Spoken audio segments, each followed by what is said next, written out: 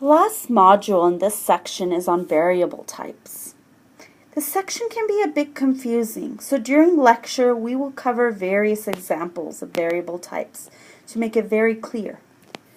The first thing to consider is what we call a discrete random variable, or a mass function. When you have a mass function, the results return a specific value based on a specific consideration.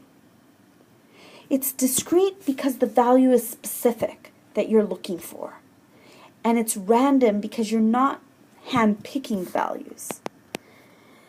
You describe this mass function in two different ways. First is a probability mass function, a PMF, where the function is equal to the probability that x will equal xk. So what is the probability of its occurrence? The values of a PMF have to be between 0 and 1 because they are describing a probability. They usually are never 1 because if a probability is 1, then there's no way to have other probabilities. The next is considered the cumulative mass function, or CMF.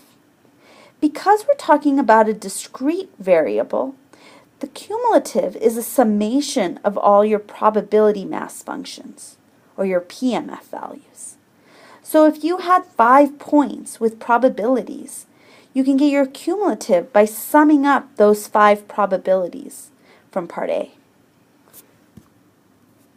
So imagine a picture as shown, where you're going to graph your f of x as a function of x.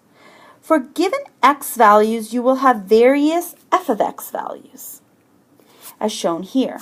So if I asked you, what is the probability that f of x is equal to 3, you can go directly to the graph, look at f of x equaling 3, and determining that value.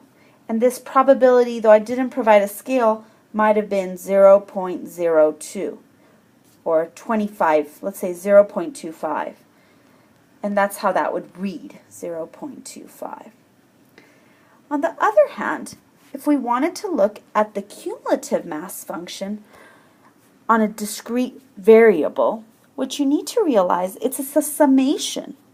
And so at 0, it's equal to its value at 2. It's the value at 2 plus the value at 0 and the value at 1. At 3, it's the value at 0, 1, 2, and 3, and so on. At 4, in our case, it's the end of our function, and you have to have a total of 1, as shown in the schematic. And thus, no matter what your x is afterwards, it always has to be 1. It can never be greater than 1. The next concept is considered a continuous random variable. A continuous random variable is a density function. It's defined over an interval, and the results return a specific value. For example, the probability density function, f of x sub k, is still equal to the probability that x is equal to x of k. The key thing to realize is because we're talking about a continuous function, the cumulative density function, f of x equaling the probability that x might be less than or equal to x of k, is defined over an interval. So if we want to know when this function is exactly 1, we are going to integrate instead of summate the probability density function from negative infinity to infinity. So let's look at some schematics in this case. Imagine your probability density function f of x for various values of x is shown in the schematic above, little f of x on the top schematic.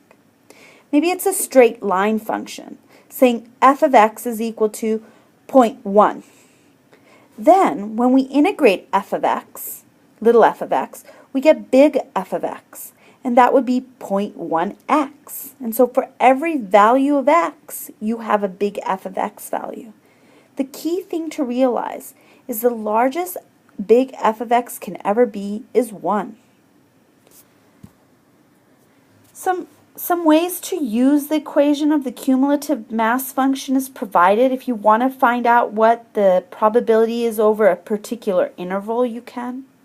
If you want to determine when it's greater than and not less than, you can. And so these different applications of equation manipulation are shown. During class, we are going to go into detailed examples of both continuous random variables and discrete random variables. And so it's very clear to you how they're used. We'll show you how to define these functions and how to create them and how to use them.